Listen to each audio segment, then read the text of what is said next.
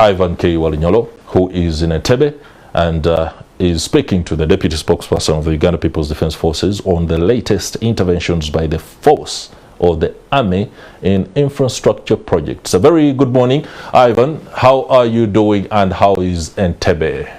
This side, where of course the expansion and remodification works are going on, and actually behind me is the newly constructed passenger terminal that the first phase of course has seen its departure at the first floor up done, and actually the second phase now seeks to modify or put better the arrivals, which is just down the building you're seeing, and just like you can see the ongoing works going on. Of course, in this whole exercise, government this time picks its own agency, that is the engineering brigade of the UPDF, to be given the contract of making sure that they put up or they put in place the arrival terminal down there, and the works are still ongoing. Actually, yesterday a group, let me say, those from the technical bit of the force came to assess the project progress, and actually from the information I got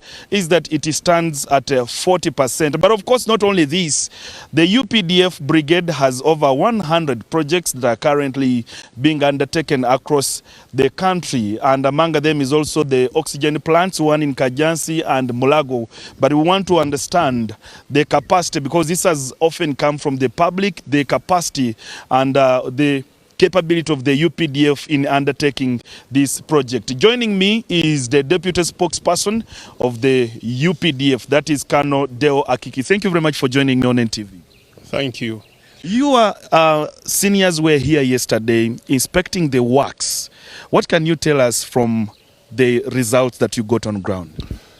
Even when my superiors were here, I was here as well, and I can assure you, as a committee, it was a committee which was formed up by Minister of Defense, and that committee is an M&E, or monitoring and evaluation. It is an internal monitoring and evaluation to see all the projects that were awarded to the UPDF Engineers Brigade are constructed in time, with a lot of effectiveness, with a lot of compliance, and we make sure it is delivered at the right time. This was as a result of the directive by His Excellency the President to undertake all projects of government, especially in Ministry of Education and Ministry of Health. But this on civil aviation was an additional project which we have undertaken. And as you saw yesterday, a lot of work has been done. It was a 12-month project, and now it has gone over 45%. We remain with 4 months, but the work that is remaining by our engineers is quite the finishing work. So in 4 months' time,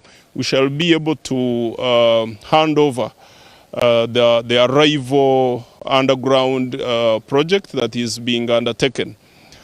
These projects are main across the country. We have 127 projects that were awarded to the Ministry of Defense that are in line with MDA's projects, ministries, departments and agencies. Just Colonel, before we go there, you took the least bid, like you say, the lowest amount of the money that was supposed to be used for undertaking this project at 24 billion shillings. Many other contractors had asked for 30, 40, 50, and you're using 24 billion shillings. Here is the question: are you meeting the standards that are required out of this? That's the uniqueness with UPDF. We don't only deliver work because we want financial gains out of them, but because we are nationalists and we are patriots. You remember the first person contract us around 50-something billion, another one us 34+ billion, and when we did our own BOQ, we found that we can deliver this work at 24 billion with a little more money that falls in there. And as you have seen, the work is already far away with those resources. And even the money that have been given is not all the 24 billion. We are still having some money that is not yet given. And we can assure you we are going to deliver this work at the international standards with 24 billion. It's because some of the ingredients that other contractors act, we don't ask them, because we don't do business tukola mwoyo gwa gwanga, muita mwoyo gwa gwanga. So we need to see projects of government are done in time, effectively, and with the compliance it is required. I can assure you we shall do that. The Parliamentary Committee on Infrastructure was here trying to inspect, and when you were given this contract, there were a lot of questions about your capability, but also having the required knowledge to do this. Was it by surprise? By the way, whoever says that UPDF Engineers Brigade has no capability, they will see by our actions. They say we shall see them by their fruits. That's what the Bible says. And this is one of the fruits that shows that UPDF Engineers Brigade has the capability. What we are doing here is international standards. It's not measured at this as the standards of Uganda locally. No, it is measured by the international standards. Everything we do is approved by the inspector, the consultants. Yes, very, very renowned consultants internationally. They are the ones who do follow up everything we do. And we have showed that capability. We have showed that capability in Nambule. The other day you saw the monitoring and evaluation team was there, and we are progressing on time with a lot of effectiveness, with a lot of compliance. First, another thing I would want to tell the public out there that there is no any engineering company that has the personnel of engineers that UPDF has. In the next few months, UPDF Engineering Brigade will be boosting of 3,020 engineers. There is no company that has such number of engineers.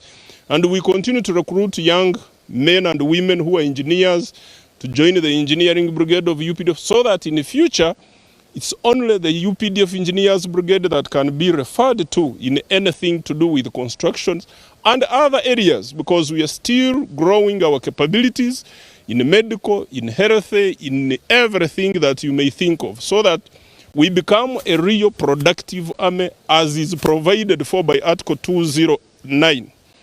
As a productive army, we are required to be productive, and this is part of production. Are you not making a common man think or get worried that you are taking off all the jobs that they would be doing?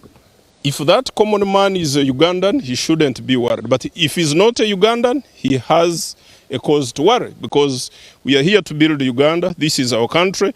And all over the world, those countries you hear have moved on. It's because the army, it's because the engineers of the army, the doctors and so on get involved. Because for us, we would do more than just looking for money, because the money we make still comes back to government. So those who think that they will take profits out of some of these projects of government, they will have to get worried. But for us, we are here to see that Ugandans get quality services. They get quality projects done on time. It's because we use our discipline, our effectiveness, our timeliness in doing things that we use in operations and bring it, military operations, we bring it to what we call operations other than war. Actually, this whole project and other projects, the 127 projects, are operations other than war.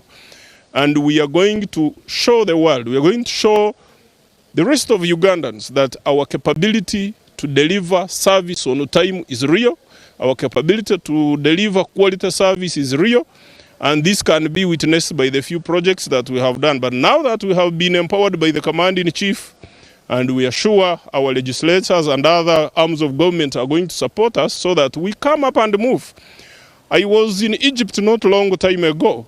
Almost all government infrastructures, if not, I think all government infrastructures that we went to see were manned by soldiers, either retired or in the service, but second. So this is where we are heading. This is what is done all over the world. It's not new. If it's new to Ugandans, here we are. And lastly, maybe before we get off, you have another oxygen plant in Kajansi, Mulago. When are you handing them over, and what progress are they? Well, I don't have that on those projects, but we visited one in Kajansi, and we shall go to Mulago. We shall be in Mulago. I invite the media to come and be with us. We shall get all those details about when these projects are going to be handed over. There is a very big hospital in Butambala. We are going there tomorrow. There are other very many projects. I don't have the timelines of each of them, but whenever we are there, we shall be able to inform the public when we are supposed to deliver these projects. For time reasons, we'll leave it here, but Fande, thank you very much for making time to speak to us. You are welcome. Well, Deo Akik, the Kano, is the deputy spokesperson of the UPDF, of course, making some light on the project which is currently being undertaken here. And not only this one, the UPDF brigade has over 120 projects that it is undertaking the country. The question has been about the capability of them handling these projects and not creating fear in the common man that all the jobs are being taken over by the UPDF. And of course, he's been able to shed on that light. For time reasons, I want to hand over back to the studio. A very good morning to you and our audience.